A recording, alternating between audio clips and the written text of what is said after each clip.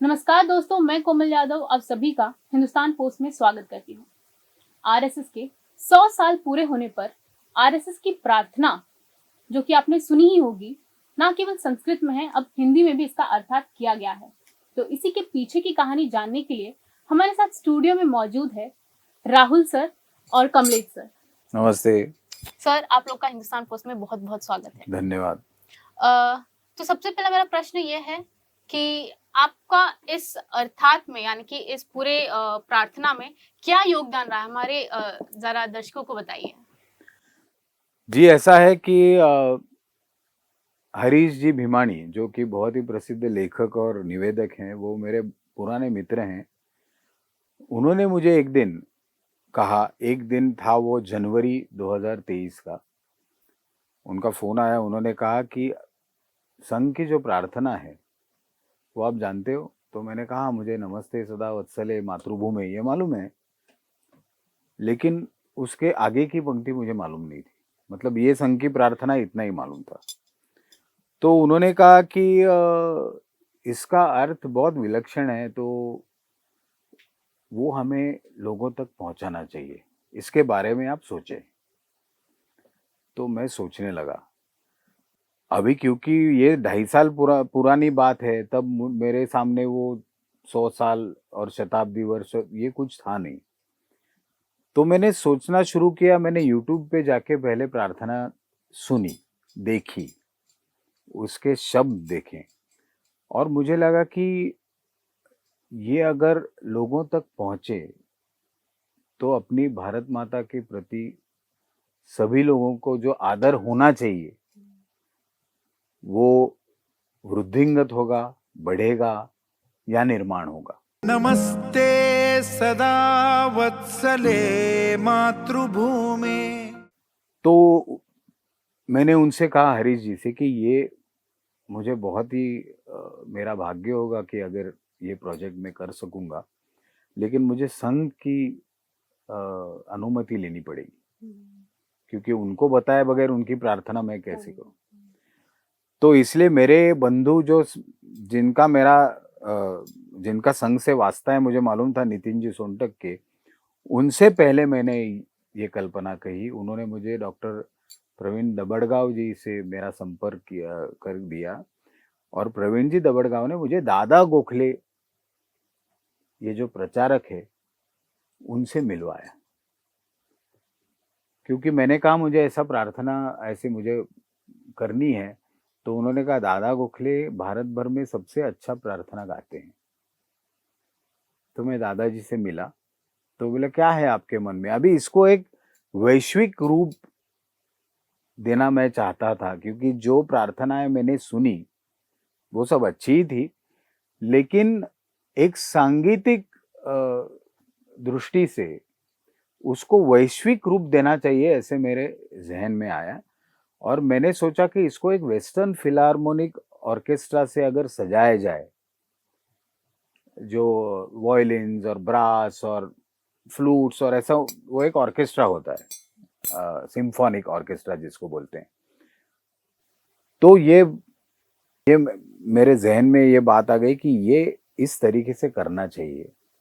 और जब मैं बीच में लंदन गया था, तब मैं वहाँ के रॉयल फिलार्मोनिक ऑर्केस्ट्रा के प्रमुख से मिला, और मैंने कहा कि मुझे ऐसा करना है, तो इसकी आप कितना चार्ज करते हैं, कहाँ करना होता है, उसके बारे में मैंने उनसे जानकारी ली। तो ये प्रार्थना का जो सब करना था वो मेरे लिए अभ्यास ही था, प्रार्थना का अभ्यास, फिर रॉयल फिलार्मोनिक का अभ्यास, और फिर वो तैयार हो गए ये करने के लिए। एबी रोड स्टूडियो में ये हम कर सकते हैं। एबी रोड स्टूडियो की भी बहुत पुरानी परंपरा है, बीटल्स का पहला गाना वहाँ रिकॉर्ड हुआ था। तो ऐसा वो स्टूडियो है जहाँ बहुत बड़े बड़े फिल्मों के और इसके स्कोर्स हुए हैं, बहुत बड़े लोगों ने वहाँ काम किया है। तो ये एक बार तय होने के बाद मैं कमलेश के पास गया। तो ऐसे आपकी कमलेश जी से मुलाकात हुई? नहीं, मुलाकात हमारी 25 साल से है। अच्छा, तो सिर्फ इस प्रार्थना के लिए आपने? हाँ, क्योंकि मुझे फिर इससे अच्छा आदमी मुझे नहीं मालूम था जो वेस्टर्न फिलार्मोनिक ऑर्केस्ट्रा के लिए स्कोर लिखे, क्योंकि वो एक अलग ही चीज है। तो ये सिम्फोनिक ऑर्केस्ट्रा का स्कोर जो लिखने का काम होता है वो मैंने कमलेश को दिया, क्योंकि वो जो भारतीय शास्त्रीय संगीत है हिंदुस्तानी और जो पाश्चात्य शास्त्रीय संगीत है, दोनों में वो माहिर है। तो इसलिए मुझे लगा कि ये इसको सबसे ज्यादा न्याय दे सकता है, और हुआ वही। तो कमलेश जी, आप कैसे जुड़े इसमें, जरा बताइए। जैसे उन्होंने अभी कहा, राहुल जी और मैं मिले, उन्होंने कहा एक बहुत इंटरेस्टिंग प्रोजेक्ट है, तो थोड़ा सा उसको वेस्टर्न यानी फिलार्मोनिक ऑर्केस्ट्रा के साथ करना है। तो जब मुझे पता चला कि एक संघ की प्रार्थना है, तो itself is a great thing, उसमें उसको एक अलग सी लीगेसी है, डिसिप्लिन है, तो थोड़ा सा टेंशन तो था कि एक हम लोग को कुछ अच्छा ही करना था उसके लिए। और वैसे हम लोग का काम शुरू हो गया। वेस्टर्न फिलार्मोनिक ऑर्केस्ट्रा अगर हम लोग को करना है तो उसमें सेक्शंस होते हैं, तो we just started composing section wise. तो पहले हम लोगों ने स्ट्रिंग सेक्शन को लिया, बाद में वुडविंड सेक्शन को लिया, कंपोज किया, देखा मैच हो रहा है नहीं हो रहा है, बिकॉज ये पहले कभी हुआ नहीं था।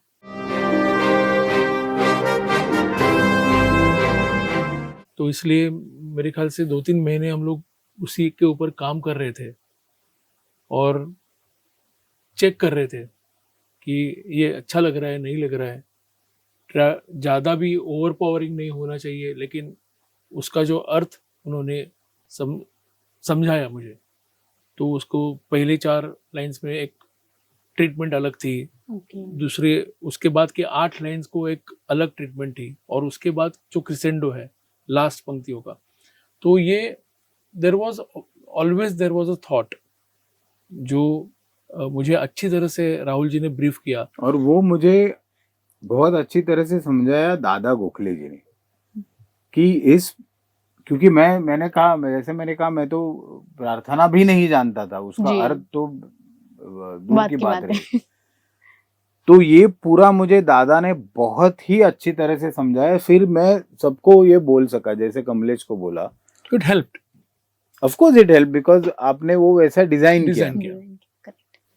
Basically it was time consuming also. हाँ बहुत, बिकॉज वो उतना टाइम तो लेना ही चाहिए था जी। ऐसा नहीं कि हम लोग 2 दिन में उसको निपट लेना नहीं था। हाँ, करेक्ट। वो पहला वो इंजेक्ट होना था, उसके बाद जब वो मीनिंग उसका आ गया, हिंदी में आ गया, बाद में मराठी में, बहुत सारी चीजें साइमल्टेनियसली हो रही थी। तो एक अलग ही एक्सपीरियंस था, लाइफ टाइम एक्सपीरियंस था। इसमें कोई एक मोमेंट भी हुआ होगा जिसमें आपको ऐसा सोचा होगा कि काश थोड़ा और, मतलब मैं इसको ट्रायल एंड एरर वाला फेज होता है जिसमें? नहीं, वो सब हमने किया। ओके। क्योंकि हमें वो काम परफेक्ट ही करना था। वो करने के बाद अगर अरे इधर ऐसा होना चाहिए था, वो गुंजाइश ही नहीं रखनी थी हमें। तो जब तक वो सही तरीके से नहीं होता है कि अभी इसके आगे हम इसको सुधार नहीं सकते, तब तक वो, इसीलिए उसको 2.5 साल लगे ना। ओह माय गॉड, 2.5 साल लगा एक प्रार्थना। जनवरी 2023 से 27 सितंबर 2025। परं वैभवन्ने तुम्हें तत्स्वराष्ट्रम। और अभी भी ये पूरा नहीं हुआ है। अभी भी राष्ट्रीय स्वयंसेवक संघ की प्रार्थना की 4 ही भाषा हुई है। ओके। हिंदी, मराठी, गुजराती और तेलुगु। अभी अंग्रेजी, तमिल, कन्नड़ और मलयालम करना बाकी है। उसको रिकॉर्ड करना बाकी है। तो वो भी मैं, जहाँ वो भाषा रिकॉर्ड होती है, मतलब अभी तेलुगु हैदराबाद में रिकॉर्ड करनी थी, तो मैं हैदराबाद जाके रिकॉर्ड करके आया। वाओ। अभी क्या है, राष्ट्रीय स्वयंसेवक संघ जब देश के अपने बाहर स्थापित होता है, उसको हिंदू स्वयंसेवक संघ कहते। ओके। क्योंकि वो राष्ट्र अलग है जी, और मातृभूमि नहीं है उनकी, तो उसका नाम है विश्व प्रार्थना। वो और भी अलग है। तो जैसे हम आगे बढ़ते गए, तब हमने सोचा कि विश्व प्रार्थना भी हमें इसी तरीके से रिकॉर्ड करनी चाहिए, जो अलग ही प्रार्थना है। ये अगर नमस्ते सदा वत्सले मातृभूमि है तो ये है सर्वमंगल मांगल्याम देवीम सर्वार्थ साधिकाम, ये अलग ही उसकी धुन और ये है। मतलब एक और प्रार्थना आ रही है 25 दिसंबर को। ओके। तो वो अलग अलग 8 भाषाओं में है, जो English, Hindi, Tamil, Malayalam, French, Dutch, German और स्पेनिश में है। हाँ। तो मैं वहाँ के लोगों से ये सब उधर जाके, जर्मनी में जाके, फ्रांस में जाके, हॉलैंड में जाके रिकॉर्ड करके आया हूँ। तो मेन ट्रैक अपना लंदन में रिकॉर्ड हुआ है। इसमें मैं एक प्रश्न जोड़ना चाहूंगी, जैसे कि आपने कहा कि जो जो भाषा में आपने सोचा था आप वो उसी देश में जाके रिकॉर्ड किया आपने, तो आपने ये वाली जो हिंदी में आपने अर्थात निकाला है, ये प्रार्थना आपने लंदन में क्यों किया और भारत में क्यों नहीं? नहीं, अभी क्या है, म्यूजिक ट्रैक सभी भाषाओं का एक ही है। हिंदी वाला जो है वो तमिल वाला भी ट्रैक वही बजता है, गायक शंकर महादेवन ही है। अच्छा। खाली वो उसका अर्थ समझाने वाले लोग अलग हैं। ओके। वो भाषा अलग है। और लंदन में इसलिए किया क्योंकि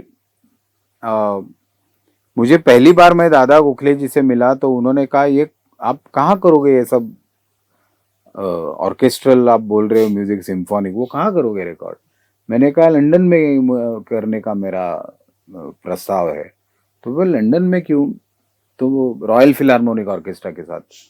तो मैंने कहा कि सबसे अच्छा ऑर्केस्ट्रल म्यूजिक वहां बजता है, वो लोग बजाते हैं। अच्छा। जो भारत में तो बजता ही नहीं, थोड़ा बहुत मुंबई के लोग, चेन्नई के लोग थोड़ा बहुत बजा लेते हैं, लेकिन जो वो लोग करते हैं क्योंकि उनके खून में ही है वो जी। तो बहुत अच्छा रॉयल फिलारमोनिक ऑर्केस्ट्रा के म्यूजिशियंस हैं। तो मुझे वो और जब ये प्रार्थना लिखी गई तब ब्रिटिशों का राज था भारत पे 1939 में। जी। तो हमारे मातृभूमि की प्रार्थना अगर वो बजाएंगे तो इससे ज्यादा खुशी की बात और क्या होगी। बिल्कुल बिल्कुल। तो पहला था कि वो अच्छा बजाते हैं, इसलिए हम उनके पास गए। अच्छा। क्योंकि वो बहुत अच्छे सब वादक हैं। और ये जैसे मोहन जी ने परसों जब इसका विमोचन किया तब उन्होंने कहा कि अच्छा ही है कि ये वहाँ के वादकों ने बजाए, वो तो एक बोनस है, ऐसा उनका रिएक्शन, उनका वाक्य था भाषण तो जब में। आपने प्रार्थना उन्हें सुनाई, क्या थॉट चल रहा था, क्या इमोशंस चल रहे थे आपके? नहीं, मैं तो बिल्कुल डरा हुआ सा था क्योंकि अभी इतनी हमने मेहनत की, जो इसने बोला कि हर एक ट्रैक बजा के वो यहाँ रफ हमने रिकॉर्ड किया कीबोर्ड से। वो जब मैं उन्हें सुनाने गया तब मेरे दिमाग में 2 बातें चल रही थी। मोहन जी संगीत तज्ञ हैं, वो बहुत अच्छा गाते भी हैं, बांसुरी भी बजाते हैं, तो वो संगीत जानते हैं। तो मैं डर डर के उनको सुनाया कि वो अगर कहेंगे कि नहीं नहीं ये तो बिल्कुल ही हटके लग रहा है, ये तो हमें ऐसी नहीं है हमारी प्रार्थना। और वो तो परम पूज्य सरसंघ चालक है, उनके आगे मतलब he is the last word. Correct. अगर ऐसा कहेंगे तो क्या करें? ये मेरे कोई बैकअप प्लान था? नहीं, बैकअप प्लान कोई नहीं था। लेकिन मोहन जी ने वो सुना और उन्होंने कहा अच्छा है, बहुत अच्छा है, इसमें थोड़ा ब्रास बीस और आएगा ना। तो उल्टा हो गया, मतलब इसमें और वो हॉर्न बीन वो डालेंगे ना। मैंने कहा हाँ ये बहुत ही रफ ट्रैक है, हम इसमें सब डालेंगे, जाओ करके आओ। तो उनका आशीर्वाद बस फिर हमने जाके किया वो। ओके। तो जब आप ये प्रोसेस चल ही रहा था तो आपने कब सोचा कि मुझे ये गाना सिर्फ और सिर्फ शंकर महादेवन से ही गाना है? मतलब ऐसा कुछ back of the mind thought चल रहा था कि? एक तो क्या है, शंकर मेरा बहुत पुराना दोस्त है, हम बहुत काम एक साथ कर चुके हैं। तो वो मुझे बहुत अच्छी तरह से जानता है, मैं उसको बहुत अच्छी तरह से जानता हूँ। उसके संस्कृत उच्चार बहुत ही ज्यादा स्पष्ट हैं। समुत्कर्ष निःश्रेयसस्यैकमुग्रम्। और इस प्रार्थना का सबसे मतलब जो संस्कृत प्रार्थना है उसमें शब्दोच्चारण स्पष्ट होना बहुत बहुत ज्यादा जरूरी जरूरी है। इम्पोर्टेंट। और वो पुरानी संस्कृत का, वो सिर्फ संस्कृत या ऐसा कोई श्लोक हम बोल रहे हैं ऐसा नहीं है, वो पुराना वाला संस्कृत का एक अलग उच्चारण होता है जो वो पढ़ा है। तो मुझे गायक ही उसमें नहीं चाहिए थी कि शंकर तो बहुत अच्छा गायक है, ये वो कोई भी जॉनर इतना अच्छा गाता गा है, सकते हैं। लेकिन मुझे वो नहीं चाहिए था। मुझे एक तो शब्दोच्चारण अच्छे और वो समझ के गाए, और सुर में तो गाई है, वो तो जी पहली चीज है। तो उसके जैसा मुझे दूसरा कोई नाम ही नहीं एक्चुअली सूझा, मुझे दूसरा कोई सामने ही नहीं था। देयर वाज, तो बहुत सारी चीजों में प्लान बी था नहीं कि ये नहीं अगर होता तो क्या, तो था नहीं कुछ। शंकर नहीं अगर कहता कि, शंकर ने बहुत खुशी से गाया क्योंकि वो 2 साल पहले दशहरे के संचलन में वो प्रमुख अतिथि था। जी तो उसको ये प्रार्थना भी अच्छी तरह से मालूम थी, उसका मोहन जी का भी परिचय था, तो प्लान बी उसमें भी नहीं था। आपको क्या लगता है, जैसे ये सॉन्ग्स यूथ लोग, जो युवा लोग हैं, अभी बहुत जेनजी का चलन है फिलहाल, तो उनके लिए ये प्रार्थना कैसे प्रभावशाली होगा? एक जब क्रिएटिव चीज होती है तो बहुत सारे बुजुर्ग ऐसे बोलते थे, अगर आप खूब कन्विंस होंगे जी तो सामने जो वाला सामने वाला कन्विंस होगा। करेक्ट। तो मुझे ऐसा लगता है कि संघ प्रार्थना ऐसी है कि एक सेल्फ मोटिवेटिंग है।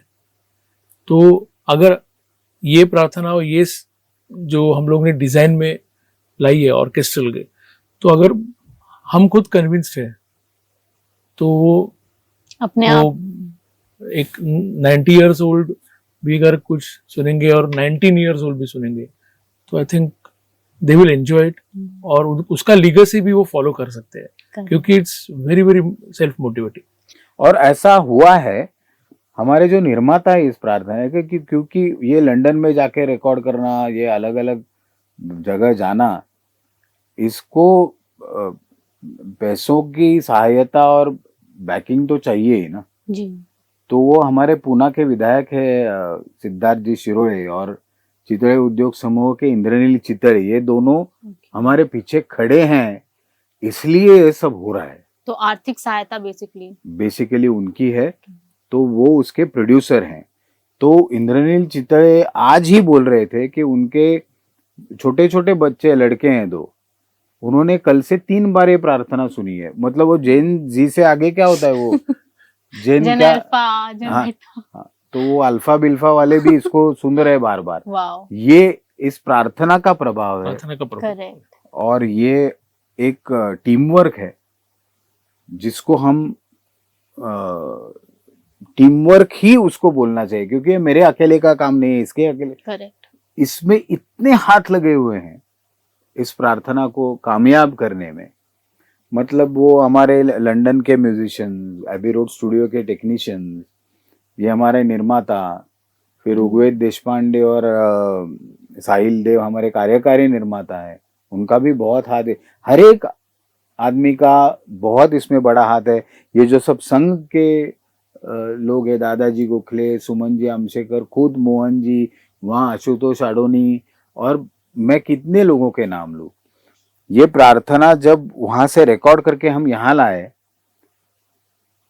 तब यहाँ पे उसके ऊपर जो मिक्सिंग और मास्टरिंग का काम है वो विजय दयाल ने किया यशराज फिल्म में। अच्छा, तो उसका भी बहुत, तो किसी का कम ज्यादा ऐसा मैं बोल नहीं सकता हूँ। मैं तो ऐसा मानता हूँ कि हमारे स्टूडियो में जो आदमी चाय लाता है उसका भी इसमें हाथ है, क्योंकि वो अगर सही वक्त पे हमें खाना नहीं खिलाएगा, चाहे, तो सबका मूड संभालना जरूरी है ना। करेक्ट। तो वो भी टीम मेंबर है। तो किसका बड़ा किसका छोटा ऐसा कंट्रीब्यूशन में समझता नहीं, सबके हाथ इसमें लगे हैं, और इसीलिए भारत माता का हाथ लगा है, क्योंकि उन्हीं का हम गुणगान कर रहे हैं जी। तो इन सब चीजों की वजह से ये हुआ है कि एक दो आदमी का काम है नहीं है। आप दोनों का बहुत बहुत धन्यवाद कि धन्यवाद। आपने इतना समय निकाला और हमारे साथ इंटरव्यू किए। तो कैसे लगे आपको आरएसएस की प्रार्थना की पीछे की कहानी? हमें कमेंट सेक्शन में जरूर बताइएगा। धन्यवाद।